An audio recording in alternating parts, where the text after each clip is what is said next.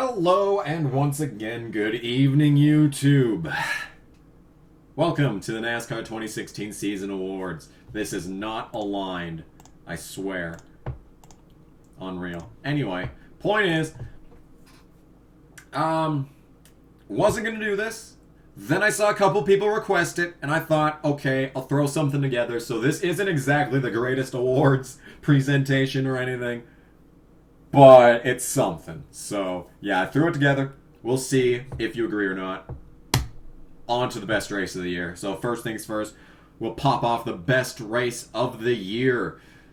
First nominee is the AAA 400 at Dover, an exciting race at Dover. The final 50 laps of which are something that you must see. Like, that is something you show someone if you want them to become a NASCAR fan. That is prime. You could be a NASCAR fan material. Okay? Fantastic race. Xfinity Mid-Ohio Challenge from start to finish. This race was phenomenal. Best Xfinity race that I have ever seen in my life. And obviously, best Xfinity race of the year. Folds of Honor Quick Trip 500 Atlanta, showing off exactly why we got the new package. Fantastic racing surface, fantastic tire wear, a caution-free race for like what, 200 miles? Like, it's all the merits of an excellent race. Like, and even the finish was pretty good. So you gotta admit, Atlanta was pretty damn good. And Toyota Owners 400 at Richmond. The unexpectedly good race at Richmond. There has not been a good race at Richmond in years. That's really the reason why it's nominated. It would kind of be like if Indianapolis was suddenly a great track to race at. You know, that's how it would get into the best race of the year category. Plus, it had a great finish. I mean, that's kind of the big clincher. It's a clincher, you know. That's why they tell you that when you're writing essays in college, that you need to finish with a clincher. Well, these races finished with a clincher. Even these ones did too. But yeah, the question on everyone's mind though is who is the winner. Obviously the Mid-Ohio Challenge. That was the best race that I have ever seen in the Xfinity Series, and quite possibly the best race that I have ever seen in general. That was so great. Every minute of it was excellent. You need to see it if you haven't seen it. It was phenomenal. You need to watch my race review. You need to watch replays. You need to watch everything related to this race. It was so great. We're moving on. Worst race of the year. This is mostly early season stuff. The final races of the year weren't that bad. Like, they weren't amazing. They were like middle of the road. Like these races, when compared to the races that happened around them, like the start of the season was so great. And then during the start of the season, we went to some of these races. For example, Duck Commander 500 at Texas. Boring race. And ended terribly. And Truex lost because of stupidity. I mean, what more could you ask? Brickyard 400 in Indianapolis. It was somehow worse than last year's. It was somehow worse than 2015. How? How is my question. I'll tell you how. Stock cars don't work at the Brickyard. And there's your fucking answer. Xfinity, take your pick, Cup Circle Jerk. We could throw in Brickyard for that one too. Xfinity Cup Circle Jerks are just fucking terrible, boring races. Both Phoenix races were this. Brickyard, first Bristol race I think was. In general, most Xfinity races are Cup Circle Jerks, and they're fucking boring. That's why the Kentucky race was so amazing. But then again, I was going off of like 48 hours without eating when I saw the Kentucky Xfinity race and the chase. So it could have just been, you know, like me going loony. I don't know. And we have the All-Star race, which was just, you know, fucking stupid. It was just fucking stupid, and it's the winner. It was just garbage. Yeah. Several people caught a lap down because of the terrible formatting, because of the stupid, you know, strategies that you have to implement. I mean, the All-Star Open was probably one of the best races of the year. All-Star race itself was terrible. And that's the bad part. Because the package that they used during the All-Star race was great. It made night racing not boring. I mean, you look at the All-Star race, like the racing. The racing part of the All-Star race was great, compared to the fucking Coke 600 especially. But the fucking gimmicky, stupid-ass bullshit. And guess who won? Yeah, All-Star race wins worst race of the year.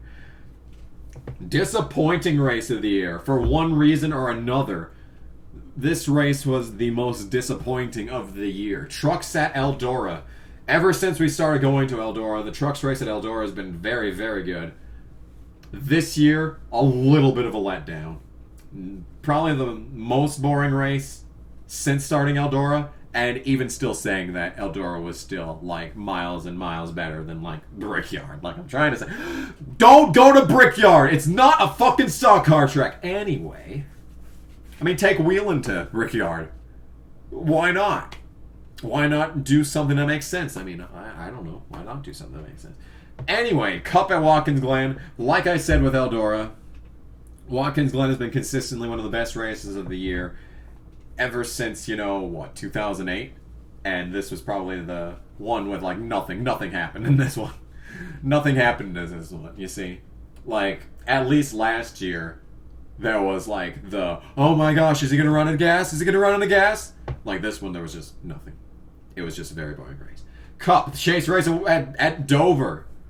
Yeah, after the phenomenal AAA 400. You think you go back to Dover and it'd be another exciting race. No. 8 cars finished on the lead lap. Yeah. And also the All-Star race. Yeah. Pretty disappointing, if you ask me. Winner is Watkins Glen. Very, very disappointing race.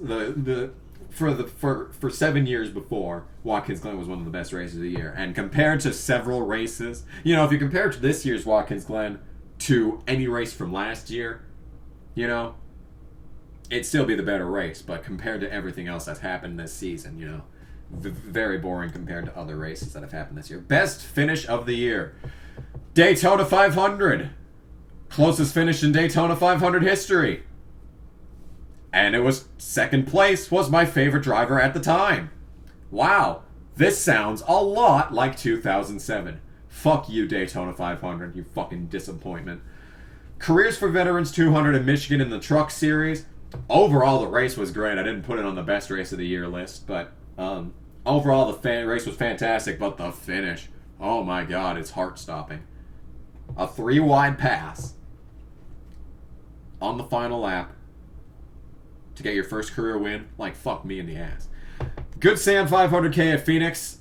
A photo finish at Phoenix. The first photo finish outside of a plate track since 2011?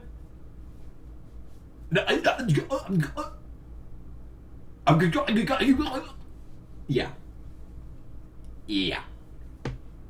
Toyota Save Mart, 350 at Sears Point. Reason I say that is because Stewart lost the lead with half a lap to go. Like, that's intense. Like, I don't care. That final lap is pretty damn intense regardless if you're a Stewart fan or not. Like, lost the lead, and then he got it back. Like, that's fucking intense, okay? But I think it's clear who the winner is. That truck race. Wow. World of Warcraft in every meaning of the words. Seriously. Great finish. Check it out. It was phenomenal. Why doesn't Brett Moffitt have a ride announced? I'll tell you why. Money.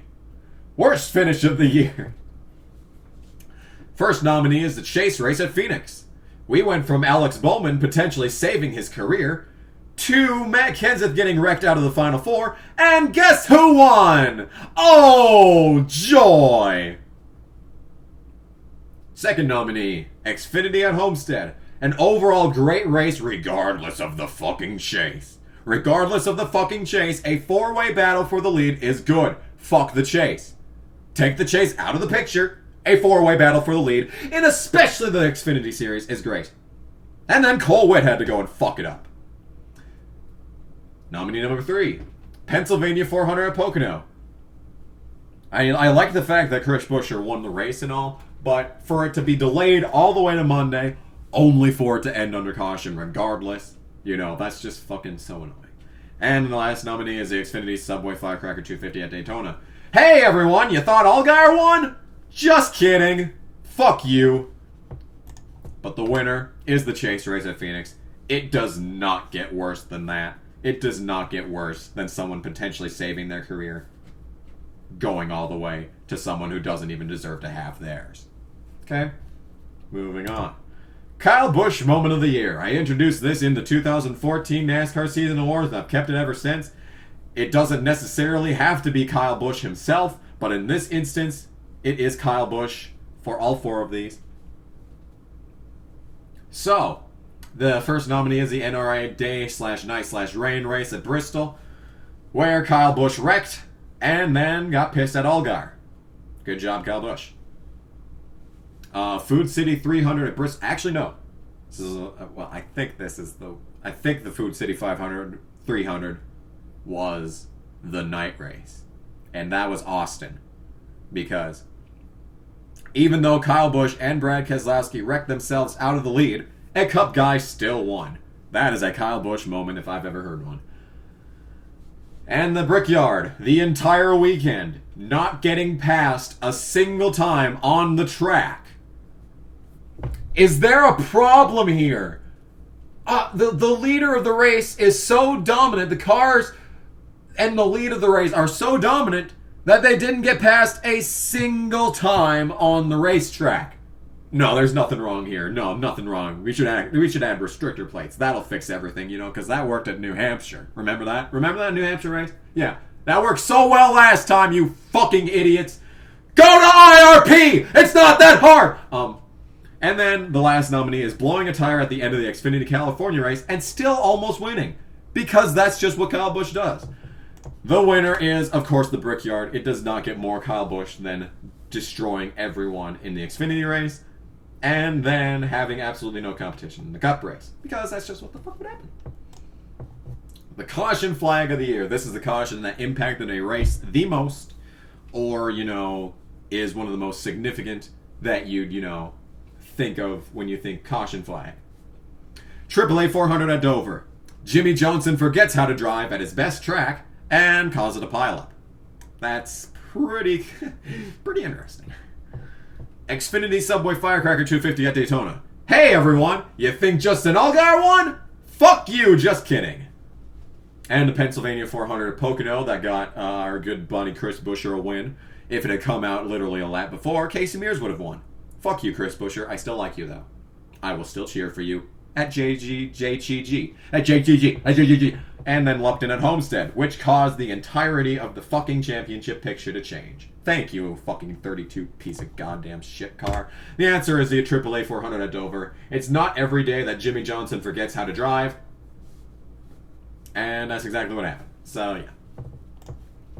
The most painful thing to watch of the year.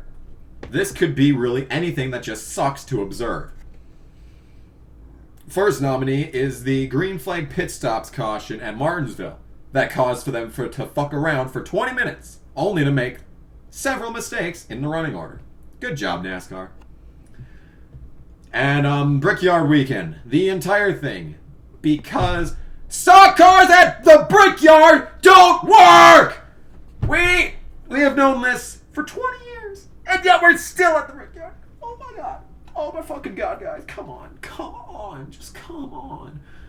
Pocono, the Trucks Wreckfest. That was pretty painful to watch. I'm gonna be honest. And Truex, a blown engine at Talladega to cap off a year of terrible fucking luck that no one seems to realize is terrible fucking luck. Who's the winner? It's Martinsville.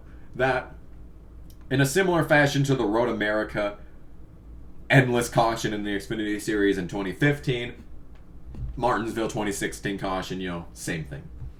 Both of those were very painful, but this year, Martinsville takes the cake. And that's it.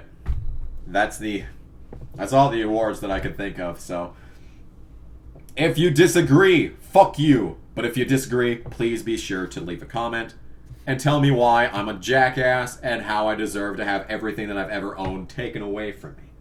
Please be sure to comment that in the comment section.